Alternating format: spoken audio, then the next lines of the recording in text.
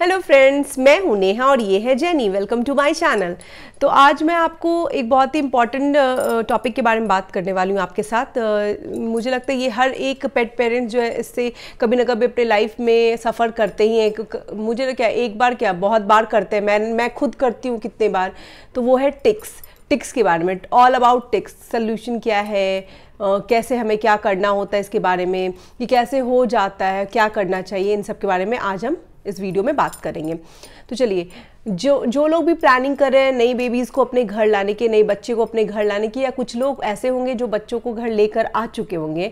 तो ऐसा होता है कि जब छोटे बच्चे आते हैं ब्रीडर के पास से, जब हम लेकर आते हैं किसी भी सर्टिफाइड ब्रीडर से, जब हम लेकर आते हैं तो डेफिनेटली बच्चे को टिक होती ही होती है। किसी को फ्लीज होती है, किसी को टिक्स होती है। तो आप वो देख लो कि हो सकता है किसी को ज़्यादा हो, किसी को कम हो, लेकिन होती इज़ डेफिनेटली है। तो जब आप घर लेकर आओगे तो आप ये, और जो ये टिक्स है ये विंटर्स के समय पे बहुत ज़्यादा पाई जाती है। वैसे तो समर्स में भी होते हैं, ऐसा नहीं है, बट विंटर्स में भी पाई जाती हैं। तो जैसे आप बच्चे को लेकर घर आओगे तो उसके बाद जब वो 45-50 डेज़ का जब हो जाए, अपने वेट से कंसल्ट करके आप जब उसको, सबसे पहले आपको क्या चाहिए होगा, आप यदि टिक है तो आपको एक एंटी टिक की शैम्पू आती है वो, और साथ में पाउडर, ये दोनों चीज़ चाहिए होगी आपको। क्यों? क्योंकि इसी के साथ आपको डील करना है। अब क्या करेंगे हम, सबसे पहले मैंने बाथिंग वाला टॉपिक बनाया हुआ है जेनी का, जिसमें मैंने बताया कि कभी भी आप डायरेक्ट शैम्पू अपने बच्चे के सर पे या फिर किसी भी एरिया पे डायरेक्ट शैम्पू मत डालो। हमेशा पानी में डाइल्यूट करके डालना है। हम अपने बालों पे भी तो वैसे लगाते हैं, तो फिर बच्चों के बालों पे क्यों हम डायरेक्ट डालें? उसको भी तो वैसे ही करना है, जैसे इसके हेयर से वैसे हमारे हेयर से। तो ये ध्यान रखना है हमें। केमिकल्स तो दोनों में है, तो हमने क्या करना है, पानी में बिल्कुल अच्छे से डाइल्यूट कर लेना है। छोटा बच्चा होगा, विंटर के डेज होंगे, तो आपको ध्यान रखना है जो पानी हो थोड़ा गुनगुना हो। आप बिल्कुल ठंडे पानी से उसको मत नहलाना। तो गुनगुने पानी से आप उसको पहले अच्छे तरीके से पूरी बॉडी को आप गीला कर दो। उसके बाद डाइल्यूट किया हुआ जो शैम्पू है, एंटी टिक या फ्लीट करके जो भी शैम्पू अवेलेबल हो, या आप अपने वेट से कंसल्ट करो, वो जो आपको सजेस्ट करे वो आप लेकर आओ। उससे आप बहुत अच्छे तरीके से पूरे बॉडी में, सिर्फ फेस को छोड़ दो, फेस मतलब आईज है या कान के अंदर का एरिया है, इन जगहों को छोड़कर बाकी आप पूरे बॉडी में अच्छे से मसाज करते हुए, बिल्कुल ऐसे से करके आप पूरे बॉडी में लगा दो, पॉज में भी लगा लो, क्योंकि पॉज से एंट्री होती है। ये जितने भी टिक्स वगैरह होते हैं, फ्ली होते हैं, जब हमारा बच्चा वॉक के लिए जाता है तो क्या होता है, ग्रास में या वो जिस एरिया से जा रहा है वहाँ पे टिक्स फ्लीज जो होते हैं वो ऑलरेडी वहाँ होते हैं, और वो इनके बॉडी में इंटर कर जाते हैं इनके पॉज के थ्रू। तो आप क्या करोगे, आराम से पूरे बॉडी में शैम्पू अच्छे से लगा लोगे। ये कानों के ऊपर इस एरिया में, नेक के पास, फोरहेड पे, फिर ये जो एरिया है नीचे इसमें, टेल्स के पास, सब जगह आप अच्छे से शैम्पू बच्चे को लगा के और हल्के हाथों से उसे मसाज कर दोगे। उसके बाद प्रॉपर वे में सारे शैम्पू को निकालने के बाद अच्छे से बच्चे को सुखाने के बाद, जब आपको लगे कि बच्चा प्रॉपर वे में सूख गया है, बिल्कुल भी पानी नहीं है, उसके कॉम्ब करने के बाद उसको जो टिक की मैंने बताया एंटी टिक पाउडर आता है वो आप लेकर आओगे। और वो आप कैसे लगाओगे, आप जैसे शैम्पू आपने लगाया था, आप हर जगह से बिल्कुल बारीक बारीक ऐसे से करके आप स्किन देखोगे बच्चे का, और उस पर थोड़ा थोड़ा पाउडर आप डालोगे। डालने के बाद आप बिल्कुल वैसे ही करोगे जैसे आपने शैम्पू अप्लाई किया था, आप उसी तरह हल्का हल्का पाउडर पूरे बॉडी पे बच्चे के लगाओगे। लगाने के बाद आपके पास कॉम्ब होगा, आप कॉम्ब के थ्रू कंघी कर दोगे। कंघी करने से क्या होगा, जो भी एक्स्ट्रा कोई फ्लीस होगा, कोई भी ये क्या कहते हैं आपको टिक होगा, वो निकल के आ जाएगा। शैम्पू में तो निकल ही गया, जो और भी बच गए वो उसके थ्रू, पाउडर के थ्रू निकल के आ जाएगा। आप इस तरह से सेटल डाउन करोगे। देखो, एक और चीज़ मैं बताती हूँ, टिक जो होता है वो आप जब भी निकालो, कभी कुछ बड़ा टिक आपको दिख गया, चाहे बड़े डॉग भी हैं या छोटे डॉग भी हैं, बड़ा टिक भी, क्योंकि टिक के भी बहुत सारे वेराइटीज़ होते हैं।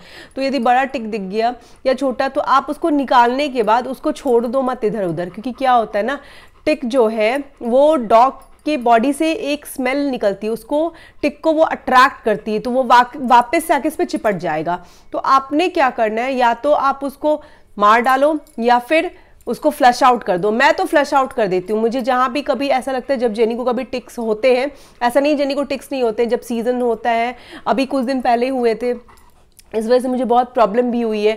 तो जब टिक होता है तो हम लोग यही करते हैं, जो भी टिक हमें दिखता है हम उसे निकालते हैं इसकी बॉडी से और फटाफट फ्लश आउट कर देते हैं। तो सबसे बेस्ट तरीका है मुझे लगता है। तो आप ये चीज़ करते हो कि आप कहीं फेंकोगे तो वो किसी और डॉग के बॉडी में एंटर कर जाएगा, क्योंकि आप नीचे फेंकोगे या फिर कहीं भी फेंकोगे तो वो क्या होगा, किसी और बॉडी में एंटर करेगा। तो ये तो किसी ना किसी और को प्रॉब्लम होती रहेगी। तो इसका सोल्यूशन यही, या तो आप मार डालो या फिर आप उसको फ्लश आउट कर दो। तो इस तरीके से आप ये प्रोसेस दोहराओगे तो आप देखोगे कि धीरे धीरे जो बच्चे के अंदर टिक है या फ्लीज है वो अपने आप कम हो गया है।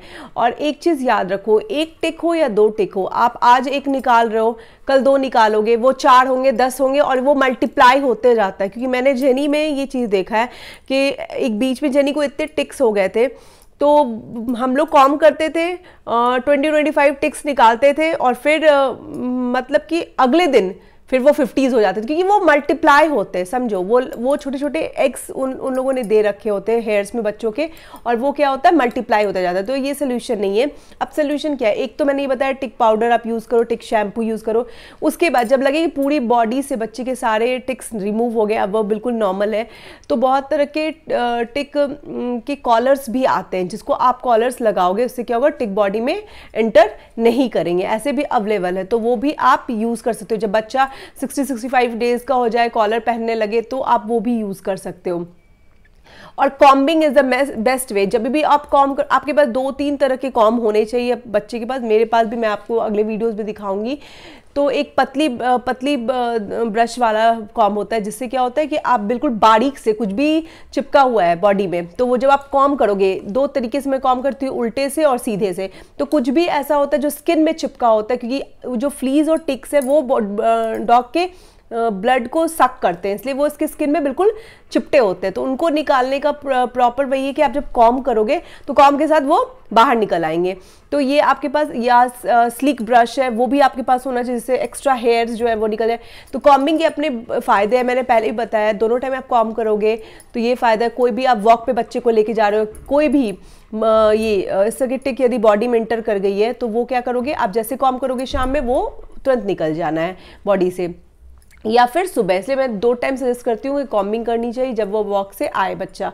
तो ये एक तरीका है इससे बचने का। आप प्रॉपर वे में सफाई रखो, नहलाना है वो प्रॉपर आपका एक शेड्यूल हो, उसी हिसाब से बच्चे को नहलाओ। दूसरी बात, अच्छे से सुखाओ बच्चे को। उसके बाद आपको ये हमेशा ध्यान रखना है कि बॉडी से यदि कोई तरह की स्मेल आ रही है, तो मैंने कोकोनट का भी मसाज आपको ऑयल बताया, वो भी आप करोगे तो बहुत बेनिफिट होगा। इससे क्या होगा, हमेशा कोट स्किन जो है बच्चे की हेल्दी रहेगी। और टिक का सबसे बड़ा जो प्रॉब्लम है वो यही है कि बच्चा जब भी बाहर जाएगा तो उसके पॉज वगैरह को आप रेगुलर चेक करते रहो। आप देखोगे पॉज जो है, ये जो पॉज है आप देखो ध्यान से, पॉज के यहाँ पे टिक्स होते हैं। हाँ बच्चा, हाँ, फिर या पीछे साइड यहाँ पे टिक्स होते हैं। उसके बाद टिक्स कान, ये जो एरिया है यहाँ पे टिक्स होंगे। आप बारीकी से जब भी बच्चे को टिक हो आप ध्यान दोगे तो इस एरिया में टिक होंगे। आपको इन चीज़ों का ध्यान रखना है। इस तरीके से आपको 2 टाइम कॉम करना है, शैम्पू वगैरह करना है। आप देखना आपको टिक में बहुत फ़ायदा होगा। और भी बहुत तरह के सोल्यूशन आते हैं। यदि बहुत ज़्यादा टिक हो गए, आपको लग रहा है नहीं ये पॉसिबल नहीं है, शैम्पू नहीं सुन पा रहा है या फिर पाउडर, तो ऐसे बहुत तरह के शैशेज़ आते हैं। आप अपने वेट से कंसल्ट करो। और उनका क्या होता है कि आप उनको, वो ड्रॉप की तरह होते हैं, लिक्विड होते हैं, आप उनको कट करके यहाँ पे इस एरिया पे वो पूरा ड्रॉप डाउन कर देते हैं। ड्रॉप आउट करके भी एक आता है, मुझे एग्जैक्टली नहीं पता, मैंने यूज़ किया था जेनी के लिए। तो वो आप यहाँ डालोगे तो वो पूरे बॉडी में वो फैल जाएगा अपने आप। उसके बाद 3 दिनों के बाद आपको उसको प्रॉपर वे में नहलाना होता है बच्चों को। और आपको ये ध्यान रखना है, इससे भी बहुत फ़ायदा होता है। यदि एक्सेसिव टिक्स हो गए हैं तो घबराने की कोई बात नहीं, इसका सलूशन यही है, आपको ध्यान देना होगा। ठीक है, होप मेरा आज का वीडियो आपको अच्छा लगा हो। यदि अच्छा लगा हो तो मेरे इस चैनल को आप सब्सक्राइब करें एंड आप इस वीडियो को अपने फैमिली एंड फ्रेंड्स के साथ शेयर करें। मैं कल फिर एक न्यू सब्जेक्ट के साथ आपसे मिलती हूँ। Till then, bye bye.